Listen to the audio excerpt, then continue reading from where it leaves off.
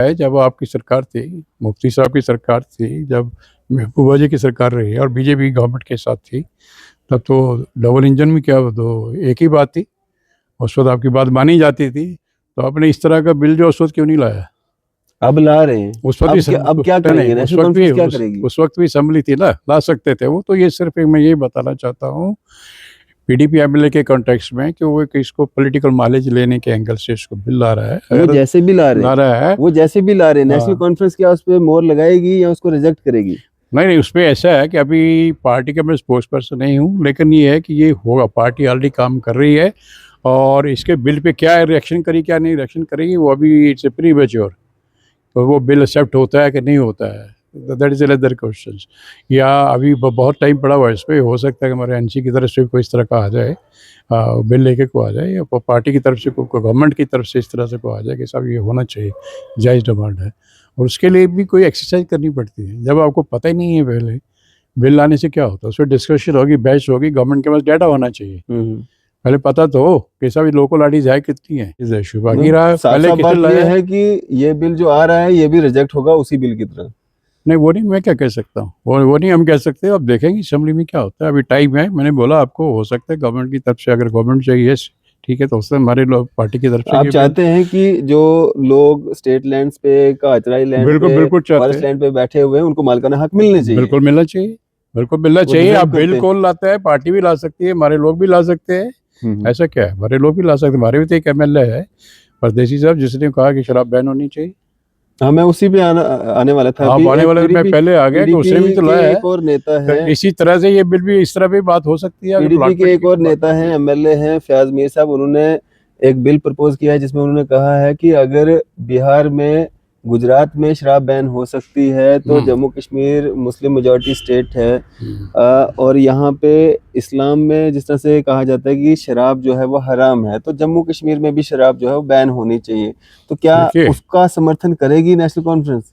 नहीं देखिए, मैं पार्टी की तरफ से, गवर्नमेंट की तरफ से मैं स्पोक्स क्या पर्सन नहीं करना हूँ। चाहिए? नहीं, स्पोक्स पर्सन नहीं हूँ मैं।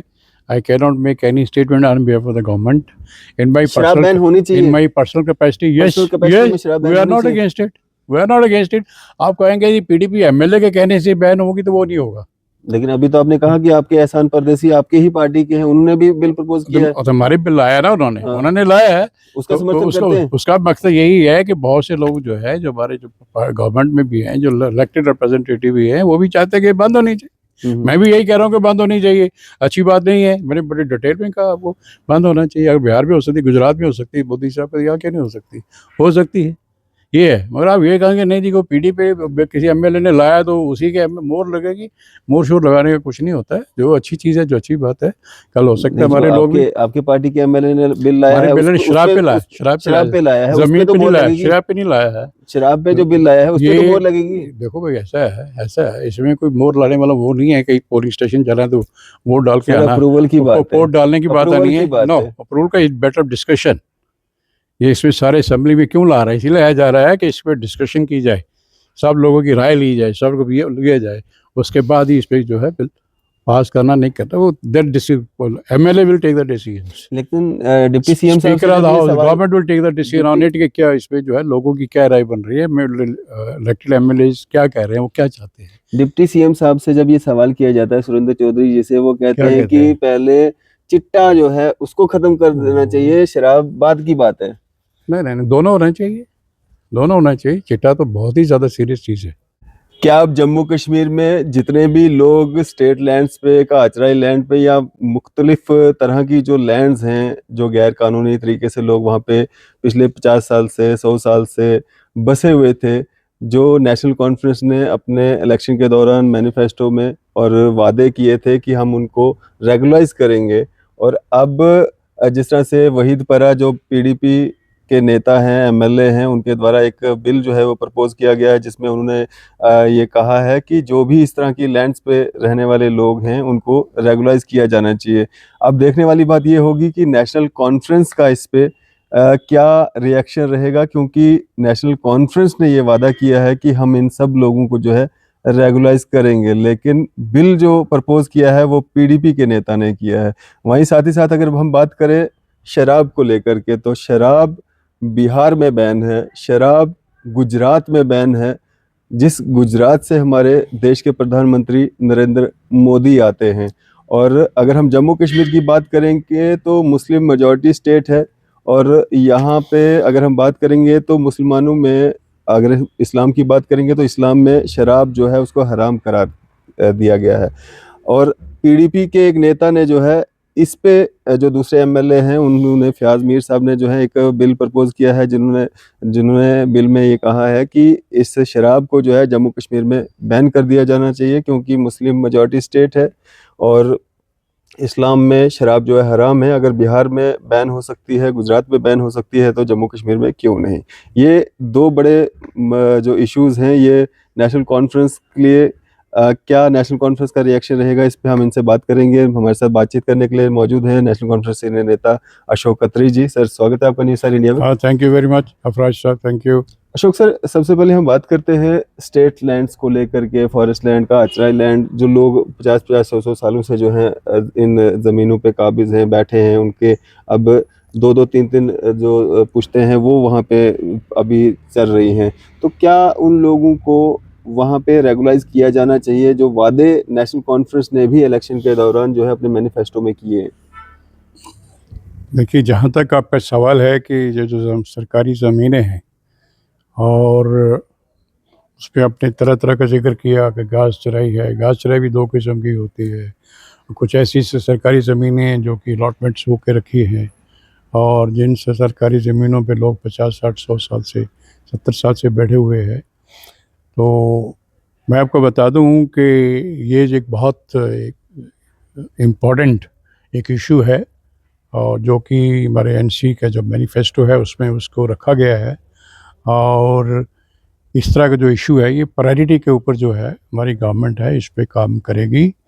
और गवर्नमेंट हमारी चाहती है कि ये जितने भी लोकल अथॉरिटीज़ हैं, खासकर जिनके पास 60 साल, 70 साल या 50 साल, कोई भी अरसा हो, जिनके पास इस तरह की सरकारी ज़मीन है, उनको मालिकाना हक मिलना चाहिए। क्योंकि हमने डिस्प्लेस्ड पर्सन जो थे, चाहे वो 65 के थे या 71 के थे, जो लोग थे, तो उनको जो है ज़मीनें सरकार ने दे दी गई हैं, ज़मीनें दी हुई हैं। आज वो काश्तकार करते हैं, मालिक हैं, उसके मालिकाना हक भी दे दिए गए हैं। और लेकिन जब लोकल अथॉरिटीज़ की बात करते हैं कि जिनके पास पहले तो बहुत ज़्यादा ज़मीन है नहीं, हर किसी के पास 100 साल पहले या 50 साल पहले किसी के पास अगर मान लो कि 10 कनाल ज़मीन है या 20 कनाल ज़मीन है, आज उसका परिवार इतना बढ़ चुका है कि वो मुझे नहीं लगता है कि उनके हिस्से में 2-2 कनाल ज़मीन भी आती है। तो उनको अलॉटमेंट करनी चाहिए। दूसरा, अलॉटमेंट करने का कि ये भी मालिकाना हक देना चाहिए। अलॉटमेंट तो होगी, दूसरा इसलिए भी ये ज़रूरी है उनको मालिकाना हक देना कि जब भी कोई डेवलपमेंटल एक्टिविटीज़ होती है, अगर आप देख लें कि ये जो हाईवे हमारा बन रहा है, नेशनल हाईवे NH 44, उसमें सड़कों की दोनों तरफ से बहुत सी ज़मीनें जो है लोगों की इसके बीच में आ गई हैं। ज़्यादा ज़मीनें इसमें जो है वो इस तरह की लोकल अथॉरिटीज़ की है। जब इस तरह की ज़मीन जो है सरकार जो है डेवलपमेंट एक्टिविटीज़ के लिए ले लेती है, तो उनको कोई मुआवजा नहीं मिलता है। एक तो ऑलरेडी ज़मीन उनके पास कुछ नहीं, थोड़ी सी रह गई है, 2 कनाल, 4 कनाल, 5 कनाल, उसमें भी अगर वो इस तरह की डेवलपमेंट एक्टिविटीज़ में चली जाती है, उनके पास ज़मीनों पे वो लोग ज़्यादा डिपेंडेंट है। नौकरी उनके पास है नहीं, ज़्यादा पढ़े लिखे लोग वो है नहीं, तो ज़मीनें भी चले, कंपनसेशन उनको मिलेगा नहीं। तो ये लोग जो है ये कोई बहुत बड़ी मात्रा में है। मुझे लगता है 2-2.5 कनाल ज़मीन, लाख कनाल ज़मीन तो खाली डिस्ट्रिक्ट साहबा में है, जो लोकल अथॉरिटीज़ के पास है, जो बड़ी देर से चल रही है। तो इसलिए ये एक बहुत अच्छा मूव होगा, और एक मैं कहता हूँ पुण्य वाला काम होगा। एक ऐसे लोगों को जो है हर मालिकाना हक जो है हमारी सरकार देती है और देनी चाहिए। और मैं जो है, सरकार ऑलरेडी काम कर रही है, और मैं ज़ाती तौर पे भी चाहता हूँ। तो मैंने भी जब रामगढ़ कॉन्स्टिट्यूंसी में जब असेंबली के लिए हम तैयारी कर रहे थे, जब लोगों के पास जाते थे, लोगों की तरफ से इस तरह की डिमांड उठती थी, और हम भी जो है पार्टी के जो है ये समझते हुए कि जब ये जेन्युइन डिमांड है, अगर हम पार्टी के सामने रखेंगे, पार्टी की लीडरशिप से रखेंगे, जब कल हमारी गवर्नमेंट बनेगी, और इस तरह के मसले तो हल होने चाहिए, तो हम भी कमिटमेंट करते थे लोगों के साथ। और वो चीज़ ऑलरेडी हमारे मैनिफेस्टो में है, और मुझे यकीन है कि हमारी जो पार्टी है, लीडर हमारी जो गवर्नमेंट है, वो लोकल आर्टिस्ट को मालिकाना हक देना चाहिए। अत्री साहब, लेकिन दूसरी बिल लानी चाहिए थी नेशनल कॉन्फ्रेंस, और ला रहा है पीडीपी का एक एमएलए। तो क्या उस पीडीपी के एमएलए के बिल पे मोहर लगाएगी नेशनल कॉन्फ्रेंस? देखिए, ऐसा है मोहर लगाने की बात तो तब आती है ना अगर ये मैनिफेस्टो में ना हो, अगर गवर्नमेंट हमारी ऑलरेडी इस पे काम नहीं कर रही हो, तब हम कह सकते हैं जी बिल लगाने की बात, मोहर नहीं, लगाने अब वाली बिल आएगा, मोहर उसको लगाने की रिजेक्ट बात किया आ जाएगा, जाएगी। एक्सेप्ट किया जाएगा, क्या होगा? मैं बताता हूँ, बिल लगाने मोहर लगाने की बात तब आएगी। अब सवाल ये होता है कि ये जो पीडीपी के एमएलए साहब ने ये जो बिल ला रहे हैं, उनसे ये पूछा जाए, जब आपकी सरकार थी, मुफ्ती साहब की सरकार थी, जब महबूबा जी की सरकार रही और बीजेपी गवर्नमेंट के साथ थी, तब तो डबल इंजन में क्या तो एक ही बात थी, उस वक्त आपकी बात मानी जाती थी, तो आपने इस तरह का बिल जो उस वक्त क्यों नहीं लाया? अब ला रहे हैं। उस वक्त भी अब क्या नहीं, करेंगे? नेशनल कॉन्फ्रेंस क्या करेगी? उस वक्त भी असम्बली थी ना, ला सकते थे वो। तो ये सिर्फ एक मैं ये बताना चाहता हूँ पीडीपी एमएलए के कॉन्टेक्स्ट में कि वो इसको पॉलिटिकल माइलेज लेने के एंगल से इसको बिल ला रहा है। वो जैसे भी ला ला रहे रहा है, वो जैसे भी ला रहे हैं, नेशनल हाँ। कॉन्फ्रेंस क्या उस पर मोहर लगाएगी या उसको रिजेक्ट करेगी? नहीं, उस पर ऐसा है कि अभी पार्टी का मैं स्पोक्स पर्सन नहीं हूँ, लेकिन ये है कि ये होगा, पार्टी ऑलरेडी काम कर रही है, और इसके बिल पे क्या रिएक्शन करी क्या नहीं रिएक्शन करेगी वो अभी इट्स ए प्रीमेच्योर। तो वो बिल एक्सेप्ट होता है कि नहीं होता है, दैट इज़ अनदर क्वेश्चन। या अभी बहुत टाइम पड़ा हुआ है इस पर, हो सकता है कि हमारे एनसी की तरफ से कोई इस तरह का आ जाए, बिल लेके को आ जाए, या पार्टी की तरफ से गवर्नमेंट की तरफ से इस तरह से को आ जाए कि साहब ये होना चाहिए, जायज़ डिमांड है। और उसके लिए भी कोई एक्सरसाइज करनी पड़ती है। जब आपको पता ही नहीं है पहले बिल लाने से क्या होता है, उस पर डिस्कशन होगी, बहस होगी, गवर्नमेंट के पास डाटा होना चाहिए। पहले पता तो हो कि साहब ये लोकल आईडीज है कितनी है, और उनके पास कितनी ज़मीन जो है सरकारी ज़मीन है जिनके पास, और क्या वो कर सकते हैं नहीं कर सकते बिल अप्रूवल होगा उसके बाद ही तो ये सब हाँ, चीजें पहले होंगी। सब चीज़ें डिस्कस होंगी, डाटा कलेक्ट किया जाएगा। जब तक डाटा नहीं होगा तो गवर्नमेंट इस पर कोई डिसीजन नहीं ले सकती है। हो सकता है कोई कमेटी बनाए, हो सकता है कमेटी बना के देखो भाई पहले सारा डाटा कलेक्ट करो, डाटा आने के बाद ही जो है फिर जाके इस पर बात की जा सकती है। खाली ऐसा थोड़ा कि बिल आ गया और बिल लाया उसने, प्राइवेट बिल है, वो मेजॉरिटी भी नहीं है, वो पास भी नहीं हो सकता बिल, वो सिर्फ पॉलिटिकल नॉलेज के लिए है। लेकिन ये है कि गवर्नमेंट जरूर इस पे काम कर रही है। तो जैसे पहला बिल 370 पे लाया गया था, 35 पे लाया गया था, इसी वहीद परा ने लाया था, उसको रिजेक्ट कर दिया गया था, उसी तरह से ये बिल भी रिजेक्ट होगा। उसके होगा कि उसने बाद में लाया था, ऑलरेडी हमारा गवर्नमेंट की तरफ से जो है ये रेजोल्यूशन लाया गया और इसको पास किया गया। इसके बाद में बाकी ने लाया नहीं साहब, इस पे क्लियर नहीं है, क्लैरिटी नहीं है, नहीं। इस पे 370 का जिक्र नहीं है, इसका उसका जिक्र नहीं है। नेशनल कॉन्फ्रेंस ने लाया, लेकिन हाँ, लाया दूसरे तीसरे दिन। पहले दिन जो है वहीद परा ने 370 और 35 पे बिल लाया था। तो रेजोल्यूशन जो है गवर्नमेंट ने जो है ऑर्डर ड्यूटी सीएम ने भी लाया कि यस, वो दूसरे दिन लाया। नहीं, जो उसके बिल में और इसके बिल में फर्क है, फर्क बेशक है, जो उसके बिल पहले पीडीपी के एमएलए ने लाया। नहीं, मेरी जानकारी है, मेरी जानकारी के मुताबिक ये है कि पहले इधर से आया है, बाद में पीडीपी से आया। आप इस चीज़ को चेक कर लें, जानकारी गलत है, आप इसको चेक कर लें, क्रॉस चेक कर लें, गलत नहीं कह सकते, क्रॉस चेक कर लें कि वो डिप्टी सीएम ने लाया था, रेजोल्यूशन लाया और वो पास हो गया, और उसको दूसरे दिन आया था। उसके लिए प्राइम मिनिस्टर के पास लेके गए। उसके बाद उन्होंने, मेरी जो जानकारी, उन्होंने ये कहा था कि साहब इसमें आपने जो रेजोल्यूशन लाया है इसमें आपने जी स्पेसिफिकली 370 का जिक्र नहीं किया, खामियां निकाली गई, वो बात की बात है, सुनिए वो बात की बात है। लेकिन पहला जो बिल आया था वो वहीद परा ने लाया था। ये verified, it's a matter of verification कि आप कह रहे आप ठीक है कि मैं ठीक हूँ, it's a matter of verification. और उसमें उन्होंने, जो मेरी जानकारी, जो मुझे थोड़ा सा लग रहा है, उन्होंने ये जब उन्होंने कहा कि नहीं साहब इसमें स्पेसिफिकली नहीं 370 का जिक्र किया हुआ है, 35 का जिक्र नहीं किया हुआ है, ठीक, और उन्होंने इस पर लाया था, उन्होंने कहा नहीं साहब ऑलरेडी हमने पास कर दिया, रेजोल्यूशन भेज दिया, and we have taken up with the government of India. और उसको सीएम साहब, उमर साहब लेके उसको प्राइम मिनिस्टर को मिले, होम मिनिस्टर को मिले, दैट इज द इशू। बाकी रहा पहले किसने लाया है कि ये बिल जो आ रहा है ये भी रिजेक्ट होगा उसी बिल की तरह। नहीं, वो नहीं, मैं क्या कह सकता हूँ, वो नहीं हम कह सकते। अब देखेंगे असेंबली में क्या होता है, अभी टाइम है। मैंने बोला आपको, हो सकता है गवर्नमेंट की तरफ से, अगर गवर्नमेंट चाहिए ठीक है, तो उससे हमारे लोग पार्टी की तरफ से आप चाहते हैं कि जो लोग स्टेट लैंड्स पे, काचराई लैंड पे, फॉरेस्ट लैंड पे बैठे हुए हैं उनको मालिकाना हक मिलने चाहिए। बिल्कुल मिलना चाहिए, बिल्कुल मिलना चाहिए। आप बिल्कुल लाते हैं, पार्टी भी ला सकती है, हमारे लोग भी ला सकते हैं, ऐसा क्या है, हमारे लोग भी ला सकते हैं। हमारे भी तो एक एमएलए है परदेसी साहब, जिसने कहा कि शराब बैन होनी चाहिए। हाँ, मैं उसी पे आने वाला था। आप आने वाले, मैं पहले आ गया कि उसने भी तो लाया है। एक और नेता है, इसी तरह से ये बिल भी, इस तरह भी बात हो सकती है। पीडीपी के एक और नेता हैं, एमएलए हैं फयाज मीर साहब, उन्होंने एक बिल प्रपोज किया है जिसमें उन्होंने कहा है कि अगर बिहार में, गुजरात में शराब बैन हो सकती है तो Jammu Kashmir Muslim majority state है, और यहाँ पे इस्लाम में जिस तरह से कहा जाता है कि शराब जो है वो हराम है, तो जम्मू कश्मीर में भी शराब जो है वो बैन होनी चाहिए। तो क्या उसका समर्थन करेगी नेशनल कॉन्फ्रेंस? नहीं, देखिए, मैं पार्टी की तरफ से, गवर्नमेंट की तरफ से मैं स्पोक्स पर्सन करना चाहिए, नहीं, स्पोक्स पर्सन नहीं हूँ मैं। I cannot make any statement on behalf of the government. In my शराब बैन होनी चाहिए, in my personal capacity, yes, Personal capacity में yes, शराब we बैन are होनी not चाहिए। against it. We are not against it. आप कहेंगे ये पीडीपी एमएलए के कहने से बैन होगी तो वो नहीं होगा। लेकिन अभी तो आपने कहा कि आपके एहसान परदेसी आपके ही पार्टी के हैं, उन्होंने भी बिल प्रपोज किया है, तो हमारे बिल लाया ना उन्होंने, हाँ। उन्होंने लाया है, उसका तो समर्थन उसका करते हैं। उसका मकसद यही है कि बहुत से लोग जो है, जो हमारे जो गवर्नमेंट में भी हैं, जो इलेक्टेड रिप्रेजेंटेटिव भी हैं, वो भी चाहते हैं कि बंद होनी चाहिए। मैं भी यही कह रहा हूँ कि बंद होनी चाहिए, अच्छी बात नहीं है। मैंने बड़ी डिटेल में कहा आपको बंद होना चाहिए। अगर बिहार में हो सकती है, गुजरात में हो सकती है, मोदी साहब के यहाँ क्यों नहीं हो सकती है, ये है। मगर आप ये कहेंगे नहीं जी को पीडी पे किसी एमएलए ने लाया तो उसी के मोहर लगेगी, मोहर शोर लगाने का कुछ नहीं होता है। जो अच्छी चीज़ है, जो अच्छी बात है, कल हो सकता है हमारे लोग भी, आपके पार्टी के एमएलए ने बिल लाया हमारे है, बिल ने शराब पे लाया, शराब पे लाया है, जमीन उसपे तो पे नहीं मोहर लाया, लगेगी, शराब पे नहीं लाया है। शराब पे जो बिल लाया है उस पे तो ये मोहर लगेगी। देखो भाई, ऐसा है, इसमें कोई मोहर लाने वाला वो नहीं है। कहीं पोलिंग स्टेशन चला तो वोट डाल के सर, आना, अप्रूवल की बात है, वोट डालने की बात अप्रूवल नहीं की है। बात नो, है। अप्रूवल का इज बेटर डिस्कशन।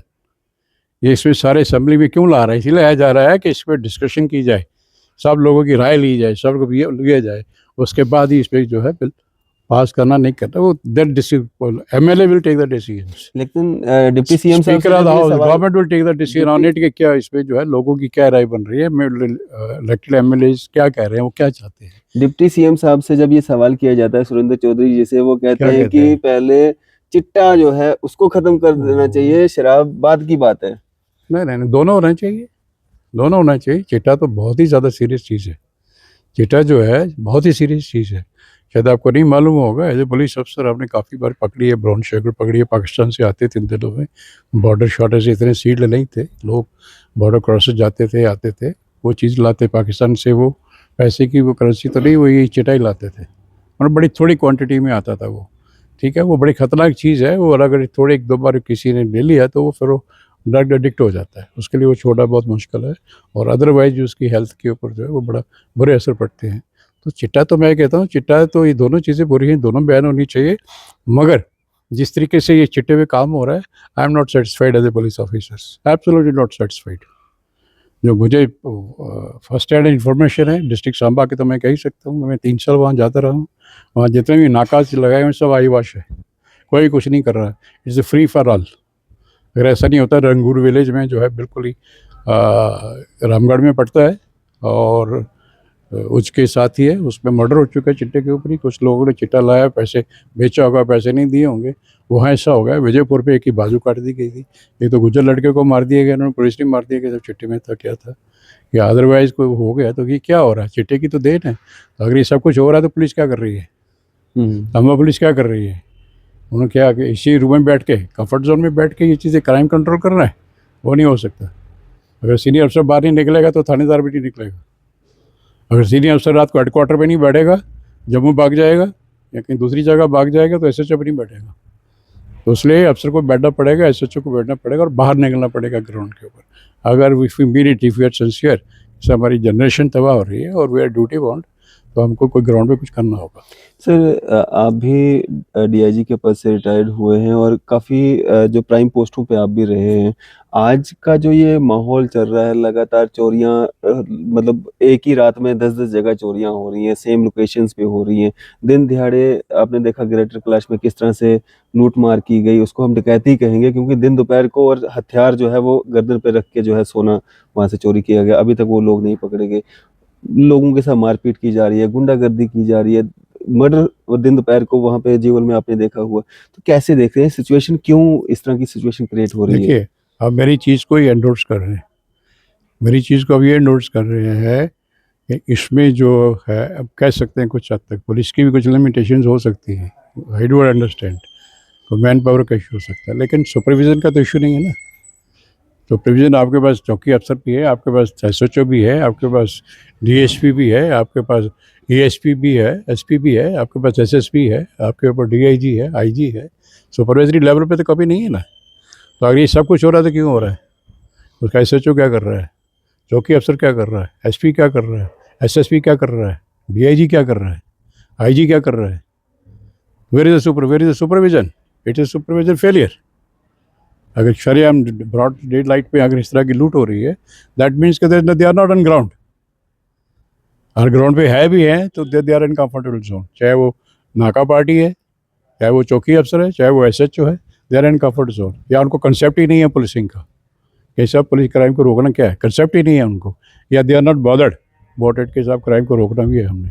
ये भी हमारा एक काम है। कोई अगर काम है तो ऐसे थोड़ी होता है, आई वाश थोड़ी होता है कि जाके कहीं राजीव नगर चले गए या फिर कास्तापुर चले गए, एक आदमी पकड़ लिया, 2 आदमी पकड़ से चटर बंद हो जाएगा। You have to find out इसका सोर्स क्या है और इसको कैसे, इस पर पूरी एक डेलिब्रेशन, एक डिस्कशन, एक पूरी स्ट्रेटेजी बननी चाहिए इसके ऊपर। हाईएस्ट लेवल पे मैंने कहूँगा IG should take the meeting और सारे जितने सुपरवाइजरी अफसर को बुला के एक स्ट्रेटेजी बननी चाहिए, पॉलिसी बननी चाहिए। अगर नहीं बनी है तो बनाइए तो बहुत अच्छा है, अगर नहीं बनी है तो एक पॉलिसी बना के स्ट्रेटेजी बनाए कि देखें इसको हमने कैसे डील करना है, कहाँ कहाँ हमारे ग्रे एरियाज हैं, कहाँ कहाँ उनको एड्रेस कर रहे हैं। पहली चीज़ तो यही है कि there is no checking system, you don't have any input inform.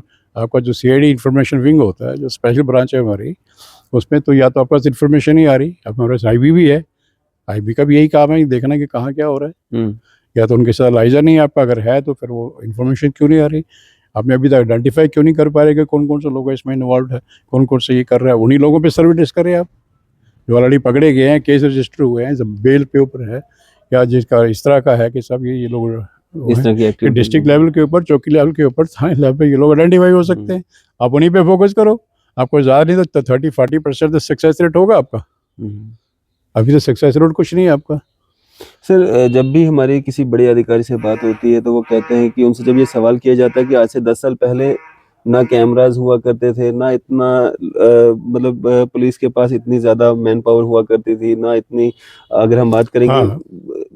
मतलब थी नहीं, मतलब और ना इतने सिस्टम नहीं हुआ करते थे कि ट्रेस कर पाएँ। लेकिन अब इतना कुछ होने के बावजूद भी जब इतनी सारी घटनाएँ बढ़ रही हैं, तो उनका ये कहना होता है कि पब्लिक भी देखें आप कितनी बढ़ चुकी है, मैन पावर उतनी ज़्यादा नहीं है, पुलिसिंग इतनी ज़्यादा वो नहीं है। आई एग्री, मैन पावर का इशू है पुलिस के पास, थोड़ी देर से भर्ती नहीं हुई, रिटायरमेंट उनका फॉलोअप नहीं किया गया। अगर की भी है तो अभी कोई ट्रेनिंग में बटालियन होंगी, वो कब सिपाही बनते बनते भी, अच्छा इन्वेस्टिगेटिंग अफसर बनते बनते भी उसको भी 10 साल लगेंगे, 15 साल लगेंगे। तो ये बीच में गैप वैक्यूम आगे ये नहीं आना चाहिए था। प्रमोशन करते जाते या प्रमोट करते जाते लोग, ताकि इन्वेस्टिगेशन लेवल ठीक रहता है। आपका इन्वेस्टिगेशन लेवल वगैरह देखें, आपका कन्विक्शन रेट देखें, आप नेशनल क्राइम रिकॉर्ड ब्यूरो का आप डाटा देखें, इसमें भी जो पनिशमेंट रेट है वो कुछ नहीं है, वेरी वेरी मार्जिनल, बड़ा छोटा है। तो इन्वेस्टिगेशन के दौरान जो इन्वेस्टिगेशन क्वालिटी इज कोताहियां, नॉट गुड, अदरवाइज या क्वालिटी को अच्छा नहीं है, सिस्टम भी ऐसा है तो कोई गुना निकलता है तो वहाँ से जरा कोर्ट से बेल आउट हो जाता है, यही सब जोड़ देते हैं, उसको बरी कर देते हैं, कहते हैं सब सफिशिएंट एविडेंस नहीं है। तो जज भी ठीक है, मजबूर है, सफिशिएंट एविडेंस नहीं होगा तो वो कैसे करेगा। दैट मीन्स ये पुलिस की इन्वेस्टिगेशन क्वालिटी इज पुअर, तो उसकी इन्वेस्टिगेशन क्वालिटी पे करना पड़ेगा।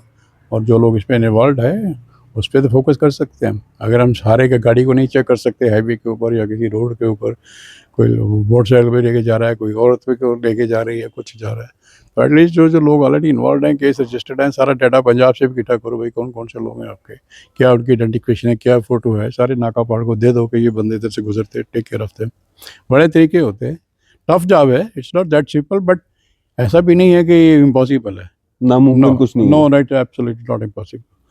परसेंटेज रेट 100 ही पे होगा, 50 होगा, 60 होगा, 30 होगा, 40-50 होगा, कुछ ना कोई तो होगा, फर्क तो पड़ेगा। तो इस तरह से काम करना चाहिए। बाकी रूटीन ये जो है आपका क्राइम जो हो रहा है, गैंग वार शुरू हो गई है, वो उसको मार देता है, गैंग वाला उसको मार देता है, ये क्या वो चीज से क्या था वो, उसको जाके चंदी चर्चा के मारा उन्होंने जाके। तो ये जो है पहले तो ये सारी जेल में होना चाहिए, जितने भी आइडेंटिफाइड क्रिमिनल्स हैं, गैंग वार है, अगर देर आउट तो हमारी पुराने पुलिस अफसरों की हमने देखा, जैसे आपने काम किया, उनका ये स्ट्रेटेजी होता था कि जितने जो ही वो टेक ओवर करते थे, उनका पहला पॉइंट ये होता था, लाओ भी अपने थाने की लिस्टें लाओ, कौन कौन क्रिमिनल है, किसके खिलाफ मर्डर किया है, किसने 307 किया है, कौन क्या है, कैसे है, उनको PSA से लगा के ठोक देते थे अंदर। उससे ये होता है कि अगर 50 क्रिमिनल हैं, हमने 10 को ठोक दिया, 40 भाग जाते थे।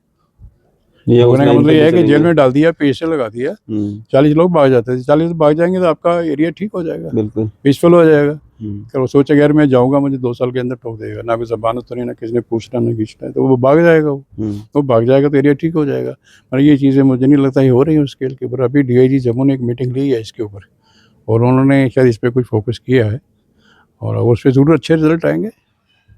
उसका रिजल्ट अच्छे आएंगे वो, और वो करता है तो कुदरती बात है, अगर इनके पीछे पड़ोगे तो भागेंगे, जब आप नहीं पकड़ोगे इनको, नोटिस ही नहीं लोगे, फ्री होगा, जब जहाँ मर्जी जाएँ, जहाँ मर्जी घूमे, चाकू लेके घूमे, रिवॉल्वर लेके घूमे, साला कुछ और लेके घूमे, कोई पकड़ने वाला नहीं, पूछने वाला नहीं है, वो तो क्राइम तो बढ़ेगा। बिल्कुल। तो सर क्या एक मैसेज रहेगा आपका आम जनता के लिए? इसमें भी मैसेज यही रहेगा कि अब उमर साहब की सरकार को टाइम दें, ओवरनाइट कुछ नहीं हो सकता। और जहाँ तक मैं जानता हूँ उमर साहब को, जहाँ तक मैंने समझा है उनको, is a very straight forward person, is a very honest person, and what ever he says he means that. जो वो कहते हैं वो करना चाहते हैं, और सिंसियरली, ईमानदारी से करना चाहते हैं। वो कोई पॉलिटिशियन वाला स्टेटमेंट नहीं होता कि खाली किसी पर टेंशन कैचर के लिए या कोई और किसी एंगल के लिए कोई स्टेटमेंट दे देगा। No, is not that type of person. उसमें कुछ ब्यूरोक्रेटिक क्वालिटीज़ मुझे लगती हैं कि उनकी हैं, कि वो वेरी स्ट्रेट फॉरवर्ड पर्सन। वो पॉलिटिशियन की तरह वो झूठे वादे नहीं करते। जो उन्होंने कह दिया कि मैंने करना है तो वो करेंगे, और करते भी हैं। उन्होंने 2-3 बातें जो प्रोमिस किए थे आके कि साहब हम स्टेट रेजोल्यूशन भेजेंगे, वो कर देंगे, पहले सेशन में आते उन्होंने कर दिया, they did it। तो जहाँ उन्होंने और को डेली वेजेस का थोड़ा सा उन्होंने कुछ कर दिया है, और भी इन्होंने बड़ा अच्छा 2-3-4 कदम उठाए हैं, और इस पर काम हो रहा है डेली वेजेस पे, एसपीओस पे, बाकी जितने भी ऐसे लोग हैं। बहुत बड़ा मुद्दा है। उन्होंने कमिटमेंट भी की थी शायद अपने स्पीच के बारे में, तो ऑलरेडी उन्होंने सारा उसको बड़ा ब्यूटीफुली जो है वो डॉक्यूमेंटेशन की है उसके मैनिफेस्टो के रूप में। उसमें जो गवर्नेंस का इनका जो रोड मैप है, that's very clear, that's very clear कि गवर्नमेंट बनेगी तो गवर्नमेंट क्या करेगी। 1 2 3 4 5 6 7 8 9 10, उसमें 12 तो यही है जो उनके प्रोमिस है, और बाकी और जो इनका जो एजेंडा में मैनिफेस्टो में पॉइंट्स है वो अलग हैं, तो 25-30 पॉइंट्स अलग हैं वो। तो उसमें ये है कि वो जो कहा है, अगर उस मॉडल पे हमारी गवर्नमेंट काम करेगी, दैट्स अ ब्यूटीफुल मॉडल। और मुझे नहीं लगता कि कोई भी ऐसा इशू, पब्लिक रिलेटेड इशू जो है, पब्लिक ग्रीवेंसेस नेचर इशू है, वो अनअटेंडेड रह जाएगा, अनएड्रेस्ड रह जाएगा। ये मेरे ओपिनियन के बारे में। इसलिए गिव उमर साहब सरकार को टाइम दे दीजिए। अभी डिफ़िकल्टी भी है गवर्नमेंट ऑफ इंडिया और इनका जो थोड़ा सा स्टेटहुड का इशू जो चल रहा है, और बिजनेस रूट्स का इश्यूज है। जब काम करने में क्लैरिटी आ जाएगी, तो आप देखेंगे कि धड़ाधड़ जो है, बड़ी जल्दी, बड़ी स्पीड के साथ जो है, जितने भी उन्होंने प्रॉमिसेस किए उस पर काम होगा। चलें, शुक्रिया हमारे से बातचीत करने के लिए, अपना थैंक यू। कीमती समय देने के लिए। फॉर्मर डीआईजी व नेशनल कॉन्फ्रेंस के नेता अशोक अत्रे जी हमारे से बात कर रहे थे। आपकी इस सब पे क्या राय है? आप अपनी राय जो है जरूर साझा कीजिएगा। इसी तरह की मजीद अपडेट्स के लिए आप देखते रहें न्यूज़ इंडिया।